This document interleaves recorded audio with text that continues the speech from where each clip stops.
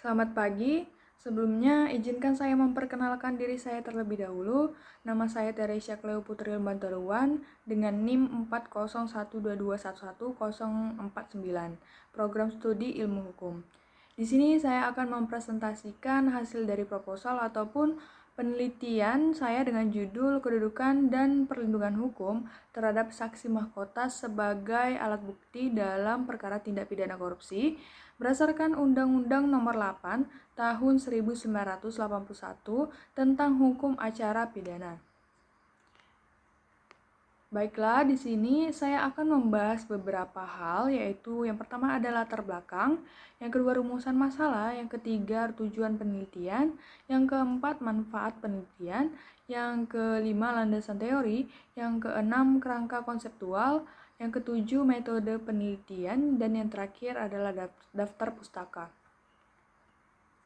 Dan tentunya yang pertama akan saya bahas yaitu latar belakang.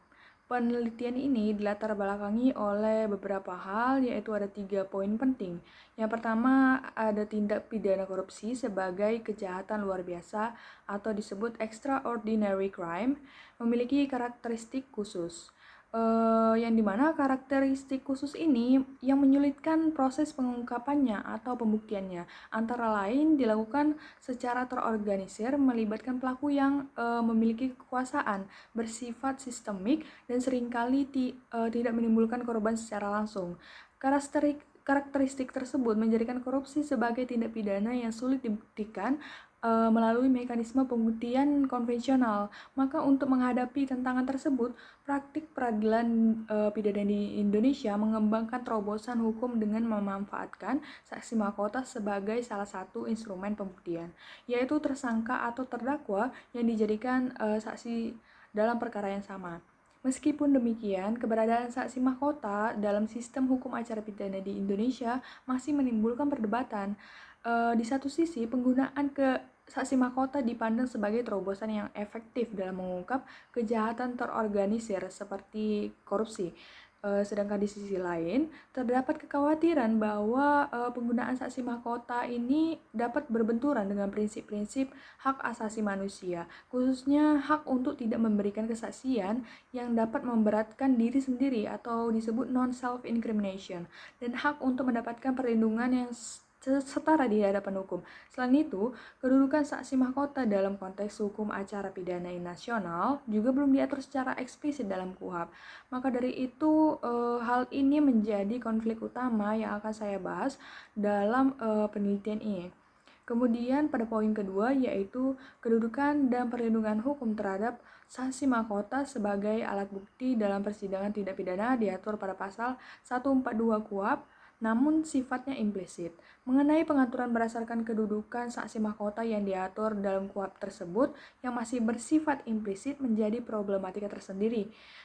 Meskipun dalam praktik peradilan di Indonesia, saksi mahkota telah digunakan dalam berbagai kasus, khususnya pada kasus tindak pidana korupsi, yang biasanya melibatkan penyertaan atau beberapa pihak di dalamnya. Ketidakjelasan dari pengaturan tersebut menimbulkan ketidakpastian hukum, yang dimana ketidakpastian ini berpotensi menimbulkan kesewenang-wenangan dalam penggunaan saksi mahkota, yang pada akhirnya dapat merugikan hak-hak tersangka atau terdakwa yang dijadikan sebagai saksi mahkota dalam sebuah persidangan.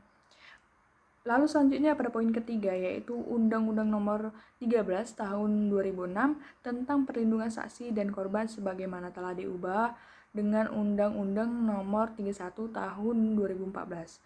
Undang-undang ini memberikan perlindungan terhadap saksi termasuk justice collaborator, yang dimana justice collaborator ini memiliki kemiripan dengan konsep saksi mahkota. Namun lagi-lagi, pengaturan mengenai saksi mahkota secara spesifik masih belum terakomodasi dalam undang-undang tersebut. Sebagaimana demikian, ketidakjelasan pengaturan mengenai saksi mahkota ini berimplikasi pada ketidakpastian hukum, baik bagi aparat penegak hukum maupun bagi tersangka atau terdakwa yang dijadikan sebagai saksi mahkota.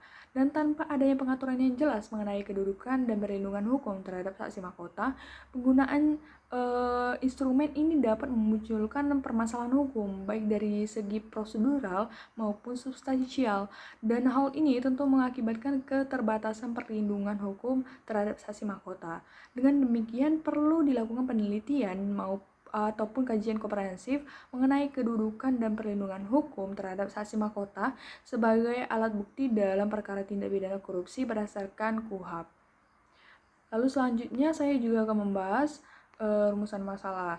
Adapun rumusan masalah yang dapat saya ambil dalam penelitian ini yaitu yang pertama, bagaimana kedudukan hukum saksi mahkota dalam perkara tindak pidana korupsi menurut hukum acara pidana berdasarkan Undang-Undang Nomor 8 Tahun 1981 tentang hukum acara pidana.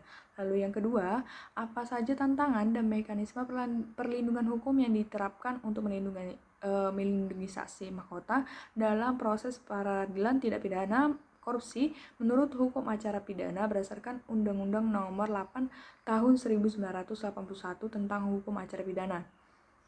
Kemudian selanjutnya, adapun tujuan yang hendak dicapai dalam penelitian ini yaitu yang pertama, untuk mengkaji dan menganalisis kedudukan hukum saksi mahkota dalam perkara tindak pidana korupsi menurut hukum acara pidana berdasarkan Undang-Undang Nomor 8 Tahun 1981.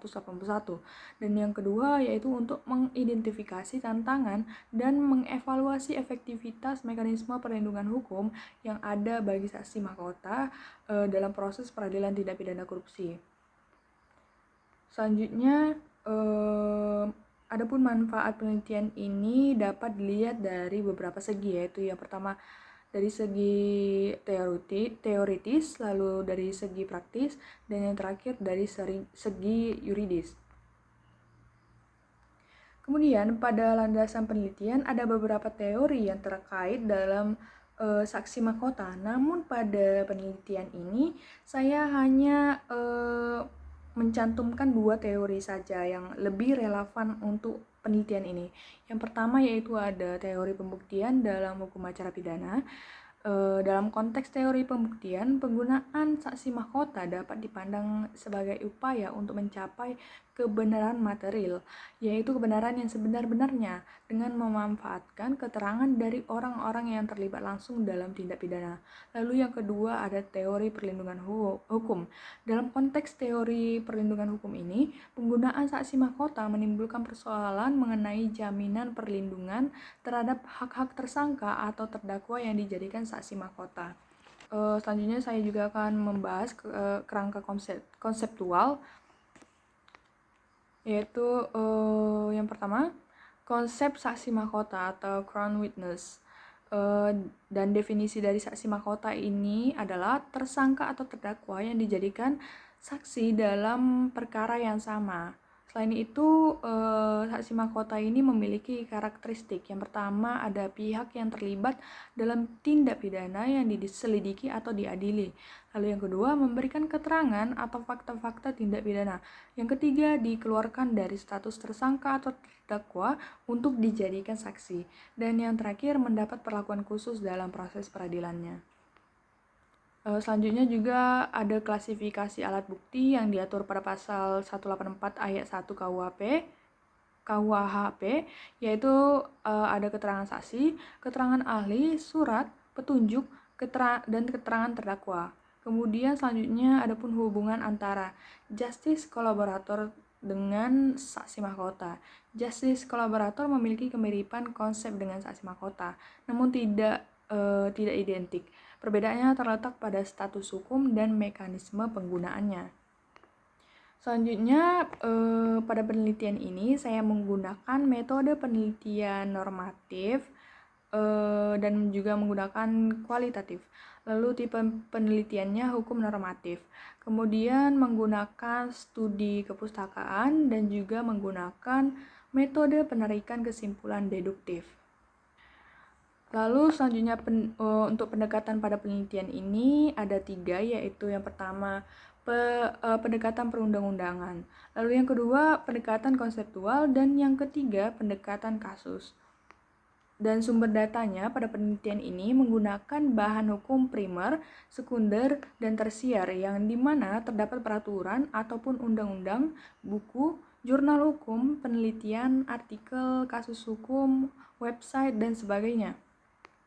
Kemudian pada penelitian terdahulu, penelitian ini yang relevan dengan penelitian ini adalah penelitian yang dilakukan oleh Dwi Noviani Putri pada tahun 2020 dengan judul Kedudukan Saksi Mahkota dalam Peradilan Tindak Pidana berdasarkan Undang-Undang Nomor 8 Tahun 1981 tentang Kitab Hukum Acara Pidana. Dalam penelitian tersebut menggunakan metode penelitian yuridis normatif dengan tipe penelitian hukum normatif dengan fokus pada aspek pembuktian dalam perkara pidana. Lalu pendekatannya menggunakan pendekatan asas praduga tidak bersalah dalam penggunaan saksi mahkota. Kemudian tujuan penelitiannya menganalisis kedudukan saksi mahkota dalam peradilan tindak pidana.